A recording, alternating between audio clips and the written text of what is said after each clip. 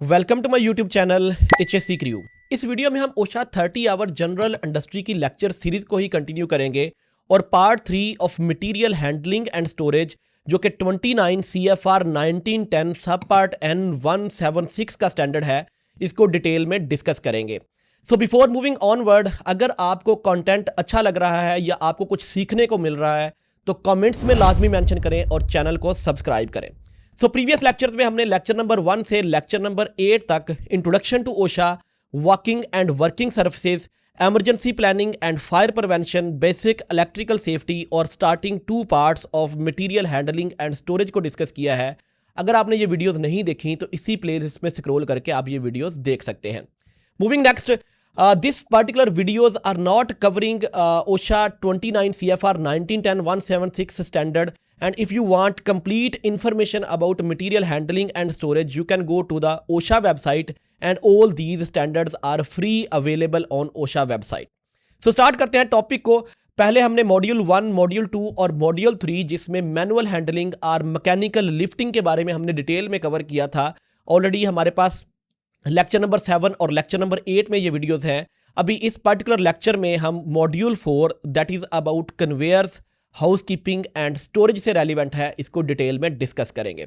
So moving toward first slide, working around the conveyors. Conveyor belts are basically the mechanism or machines that are being used to transport material from one place to another place, in which there are some sort of gears, pulleys and a conveyor setup is installed, जिसमें conveyor belt smoothly चल रहा होता है एक certain speed के ऊपर। हम उसके ऊपर कोई भी बॉक्सेस, ब्लॉक्स, मटेरियल्स, सैक्स एक तरफ से रखते हैं और वो दूसरी तरफ उनको ट्रांसपोर्ट कर देता है और वहाँ से उनको रिमूव कर लिया जाता है। So there are some precautionary measures, there are some hazards while working around the conveyor belts, because ये मैकेनिकल इक्विपमेंट्स हैं, वहाँ पे बहुत ज़्यादा मूविंग पार्ट्स हैं, वहाँ पे निपिंग इन या इंटरप्टमेंट का हैजर्ड जो है, इंटरप्टिंग का हैजर्ड जो है वो इन्वॉल्व हो सकता है। तो इस जब हम कन्वेयर्स के अराउंड काम करेंगे तो हमें क्या क्या प्रिकॉशनरी मेजर्स लेने हैं। तो first of all, what are the hazards alerts over there. So conveyor pose nip points pinch hazard that can catch hand, cloth, hair, causing serious injuries. So similarly, as I told you earlier कि वहाँ पे बहुत ज़्यादा moving part चल रहे होते हैं, तो हाथ या फिर किसी भी बॉडी पार्ट या कपड़े का उसके अंदर आ जाना, and after that severe injuries होने के चांसेस होते हैं जब भी हम कन्वेयर्स के साइड के ऊपर काम कर रहे होते हैं। The other one is OSHA requires guards, emergency stop buttons and trained personnel to prevent, control these risks.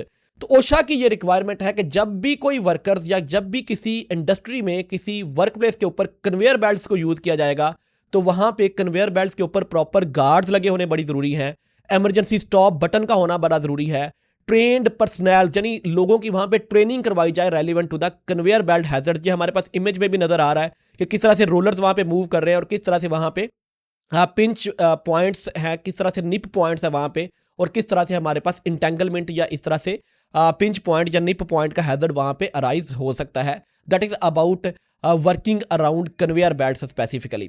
So hand can be caught in the conveyor nib points, stay clear of moving parts. So simple is that, बंदे का हाथ या कोई भी body part in particular rotating parts में आ सकता है, तो आपने एक स्टैंडर्ड, एक प्रॉपर क्लियर डिस्टेंस मेंटेन करना है जब भी आप डेफिनेटली इन कन्वेयर बेल्ट्स के पास काम करेंगे। आपकी जो क्लोथिंग है वो आपकी लूज क्लोथिंग नहीं होनी चाहिए, प्रॉपरली फिट कवरऑल पहने होने चाहिए।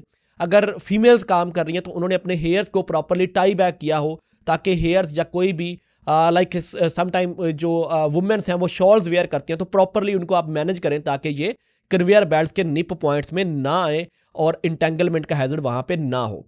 Moving to the next slide, are relevant to the engineering control. So emergency stop devices install push stop button or pull cords along the line.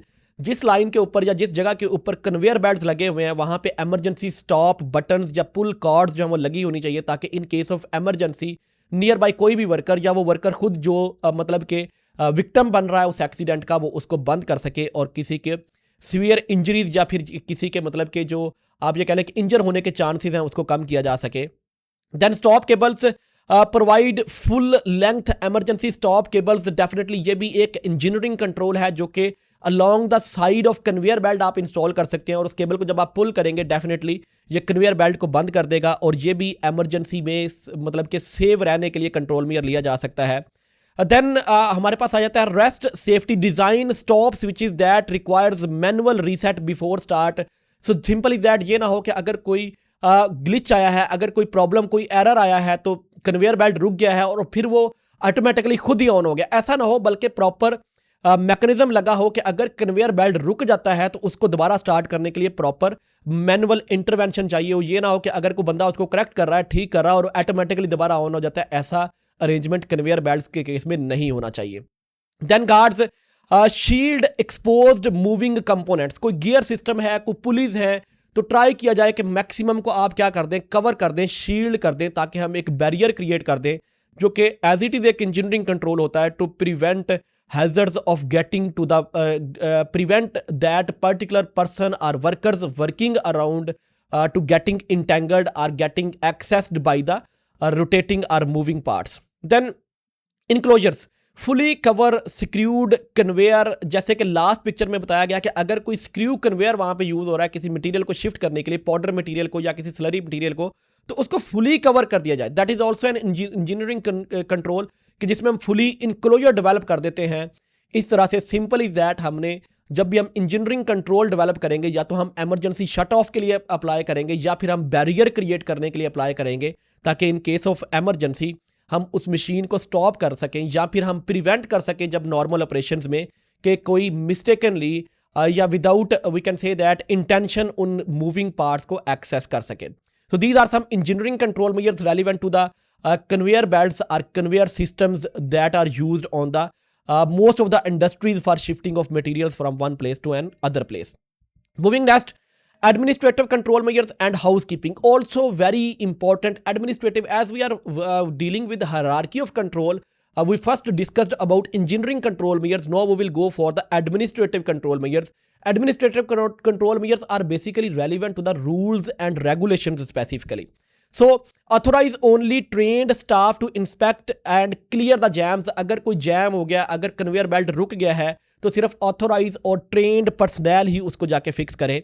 Then ban riding on any material handling conveyors, किसी भी conveyor के ऊपर बैठना या material के ऊपर बैठना और उसके ऊपर राइड करने को प्रॉपरली बैन किया जाए, इसके रूल्स बनाए जाए और स्ट्रिक्ट पनिशमेंट दी जाए अगर कोई बंदा ऐसे करता है तो। Then relevant to the housekeeping, keep area neat and clean to reduce the handling times. Definitely अगर एरिया नीट एंड क्लीन होगा तो ट्रिपिंग के, स्लिपिंग के चांसेस कम होंगे, तो एक्सीडेंट होने के चांसेस कम हो जाएंगे। Good house keeping boost efficiency and safety, definitely जब हाउस कीपिंग प्रॉपर की जाएगी, क्लटर नहीं होगा साइड के ऊपर, तो ये एफिशिएंसी और सेफ्टी को इंप्रूव करेगा। नेक्स्ट स्लाइड पे चलते हैं। Safe stacking and storage practices, ये भी मटेरियल हैंडलिंग और स्टोरेज की एक क्रिटिकल और crucial we can say that terminology है कि मटेरियल को स्टैकिंग कैसे करना। देयर आर सर्टन स्टैंडर्ड कि आपने इससे ज़्यादा स्टैक नहीं करना, इससे बड़ा स्टैक होगा तो हमने क्या क्या कंट्रोल्स लेने हैं, रैकिंग में क्या क्या कंट्रोल लेने हैं, सेफ स्टोरेज प्रैक्टिसेस क्या क्या होती हैं, इनको हम डिस्कस करते हैं। तो सबसे पहले plan and place the material to keep the work area safe and efficient. First of all planning जो है इस पर्टिकुलर चीज़ के लिए बड़ी इंपॉर्टेंट है कि कौन सी चीज़ स्टैक करनी है, कितनी हाइट पे स्टैक करनी है, कौन से रैक्स हम यूज़ करेंगे, कहाँ पे इसको स्टोर करेंगे। So then first of all stacking, organise the load to prevent awkward lifts, long carry, smart layout, reduce strain and injury risk. So simply that हम इस तरह से ऑर्गेनाइज करेंगे स्टैकिंग में कि बहुत ज़्यादा झुके के चीज़ों को ना उठाना पड़े, बहुत ज़्यादा ओवर रीच करके चीज़ों को ना उठाना पड़े, ताकि जो मैनुअल हैंडलिंग से रेलिवेंट इंजरीज हैं उनको प्रिवेंट किया जा सके। General storage, arrange all materials so that do not create hazard और ब्लॉक द वर्क जोन्स। इस तरह से हम उनको अरेंज करें कि वॉकिंग वेज या जो वर्किंग जोन्स हैं उनको ये ब्लॉक ना करें, ये ओशा स्टैंडर्ड्स की रिक्वायरमेंट्स हैं। Then open yard storage, control the risk from combustible materials, ensure clear access routes, maintain power line clearance and provide adequate fire protection. तो जब भी हम आउटवर्ड स्टोरेज एरियाज में जाएंगे तो हम मेक श्योर करेंगे कि कंबस्टिबल मटेरियल्स को प्रॉपरली हैंडल किया जाए। देन क्लियर एक्सेस रूट्स वहाँ पे प्रोवाइड किए जाएं, एक्सेस रूट्स जो है वो ब्लॉक ना हो। पावर लाइंस, अगर ऊपर से बिजली की तारें गुजर रही हैं तो उनसे एक क्लियर डिस्टेंस हम मेंटेन करें ताकि इलेक्ट्रोक्यूशन या आर्किंग से बचा जा सके। Then provide adequate fire protection, अगर फ्लेमेबल मटेरियल्स को स्टोर कर रहे हैं तो इनसाइड दैट पर्टिकुलर स्टोरेज भी फायर एक्सटिंग्विशर होने चाहिए, आउटसाइड दैट पर्टिकुलर स्टोरेज भी फायर एक्सटिंग्विशर होने चाहिए, फायर अलार्म सिस्टम होने चाहिए। और अगर बहुत ज़्यादा flammable materials we are going to store, then हमें उस पर्टिकुलर चीज़ के लिए अगर फायर स्प्रिंकलर्स रिक्वायर हैं तो हम उनको भी इंस्टॉल करेंगे। That is relevant to the safe stacking and storage practices. Moving next, indoor and bulk material storage. अब हमारे पास ये बात हो रही है वेयर हाउस में चीज़ों को स्टोर करने की, तो क्या क्या कंट्रोल लेंगे इंडोर स्टोरेज के लिए? First of all control access and traffic routes और जो एक्सेस पाथ हैं वो ब्लॉक नहीं होने चाहिए, वहाँ पे ब्लाइंड स्पॉट नहीं होने चाहिए, ब्लाइंड कॉर्नर्स नहीं होने चाहिए, ताकि ट्रैफिक इंसिडेंट से या फिर आप ये कह लें मैन एंड मशीन और मैन और इक्विपमेंट जो कि मूविंग हमारे पास व्हीकल्स हैं उनके कलिजन को बचाया जा सके। Then ensure fire prevention system, जिसमें फायर रेटेड डोर्स होने चाहिए, फायर स्प्रिंकलर्स होने चाहिए, सेफ हीटिंग अप्लाइंसेज हमारे पास वहाँ पे होनी चाहिए अगर कोई यूज़ हो रही हैं। तो these are relevant to the bulk material storage inside storage we can say that facility और warehouse we can say that. Moving on, simple is that respect floor load limits and maintain full fire protection. तो simple is that हम maintain करेंगे कि जो load, जितना load वो floor बर्दाश्त कर सकता है, और अगर हम किसी सेकेंडरी कंटेनमेंट के ऊपर मटेरियल्स को स्टोर कर रहे हैं तो जितनी उसकी लोड कैपेसिटी है उसको ओवरलोड नहीं करेंगे जो कि डैमेजिंग की तरफ लेके जा सकता है। The next is bagged materials को हम किस तरह से स्टोर करेंगे या इनके लिए क्या ओशा रिक्वायरमेंट्स हैं स्पेसिफिकली। तो सबसे पहले stack the bags on bundles, we can say that in tight and interlocking rows for maximum stability. तो हम क्या करेंगे कि बैग के ऊपर बैग अगर रखेंगे तो उनको हम बंडल भी कर देंगे साथ में, मतलब कुछ इस तरह के रोप अरेंजमेंट करेंगे कि इन दी फॉर्म ऑफ बंडल हम उनको स्टोर करें। या फिर यूजुअली जैसे कि ये सेकंड पिक्चर में दिखाया गया है कि इनको पैलेट्स के ऊपर प्रॉपरली सिक्योर किया जाता है और इनको समटाइम रैप भी कर दिया जाता है ताकि स्टैकिंग जो है वो लूज होकर गिरे ना, स्टेबिलिटी जो है वो बरकरार रहे स्टैकिंग की। देन बल्क मटेरियल्स, जैसे कि अगर हम बहुत सारा हमारे पास पाइप्स हैं या बहुत सारा हमारे पास शीट्स हैं तो उनको किस तरह से स्टोर करना है स्पेसिफिकली। तो follow the OSHA local procedures for safe entry and handling of bulk storage depending upon हम किस चीज़ को बल्क में स्टोर कर रहे हैं, उसके क्या क्या हैजर्ड्स हो सकते हैं एज पर ओशा स्टैंडर्ड्स, उनको हम फॉलो करेंगे। अगर हम कोई ऐसा मटेरियल बल्क में स्टोर कर रहे हैं जैसे कि कोल है, लेट्स सपोज दैट, जो कि फ्लेमेबल मटेरियल है, आउटसाइड या इनसाइड कहीं भी स्टोर करें तो हम मेक श्योर करेंगे कि उसका इंटरनल टेम्परेचर इतना राइज ना हो कि ऑटो इग्निशन स्टार्ट हो जाए वहाँ पे। तो इन सब चीज़ों को एज पर द ओशा स्टैंडर्ड हम मेंटेन करेंगे जब भी हम बल्क स्टोरेज या इंडोर स्टोरेज की बात करेंगे स्पेसिफिकली।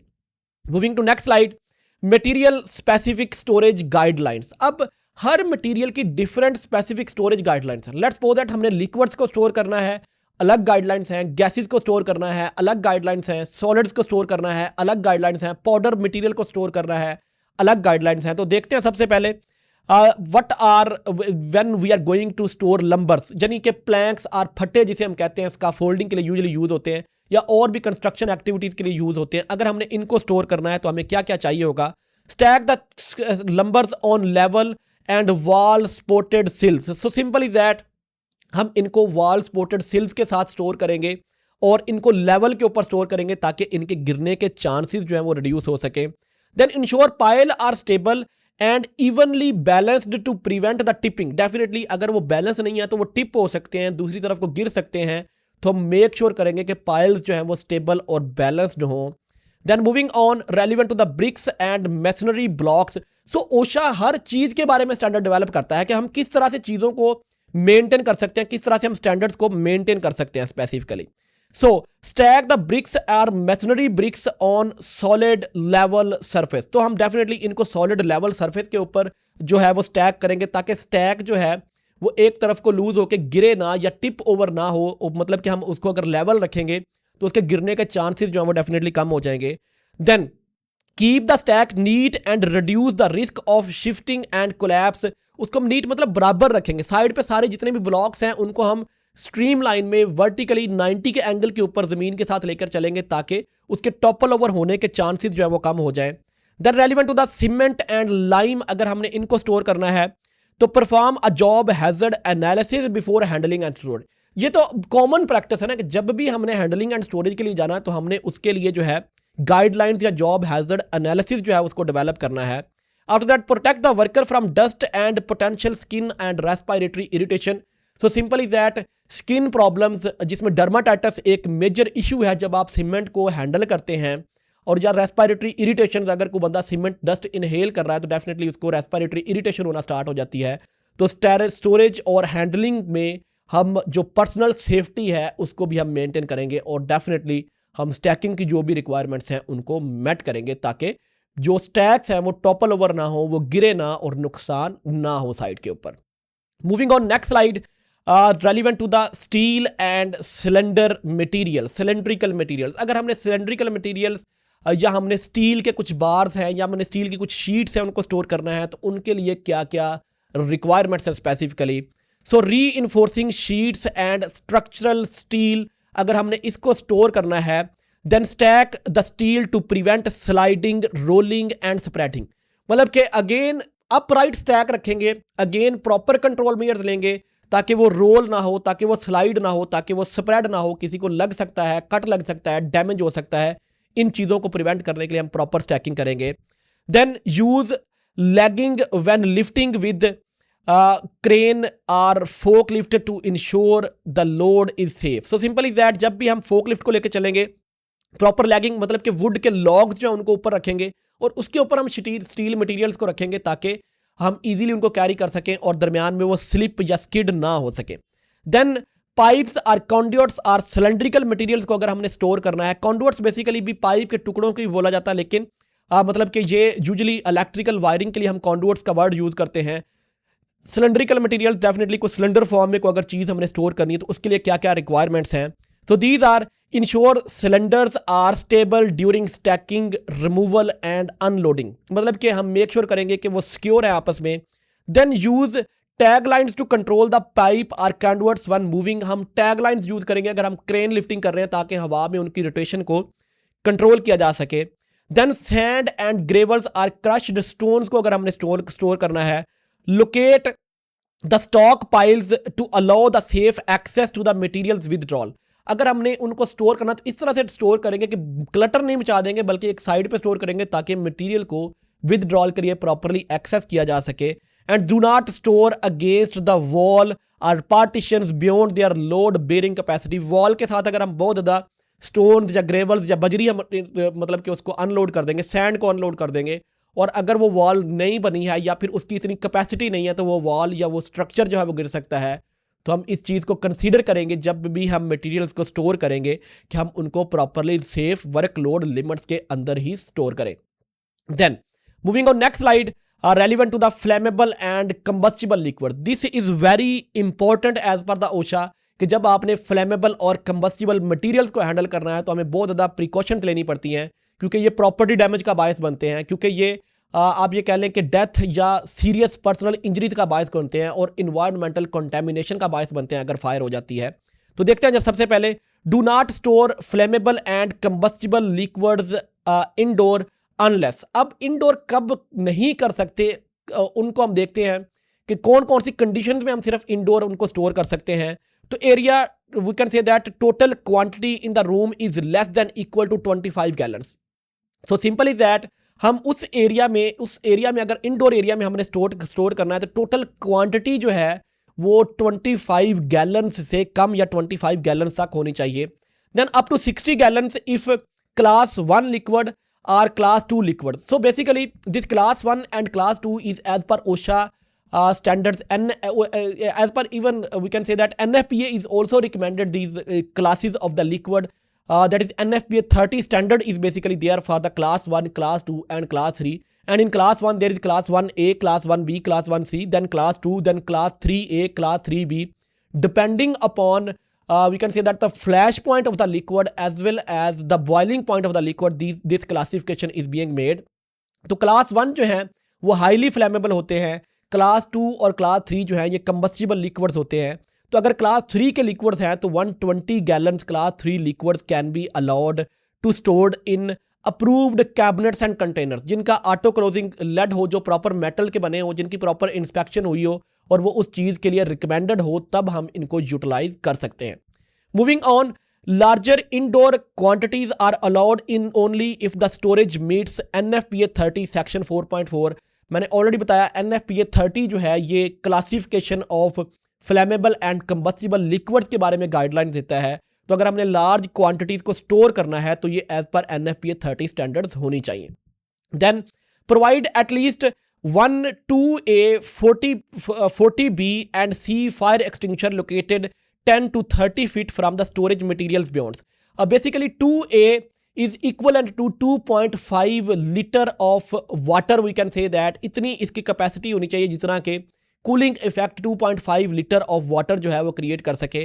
40B 40 फीट स्क्वायर में अगर फायर स्प्रेड है after we can say that spreading of liquid fuel, इसको ये टैकल कर सके। और सी का मतलब ये है कि ये क्लास सी की फायर को हैंडल कर सके।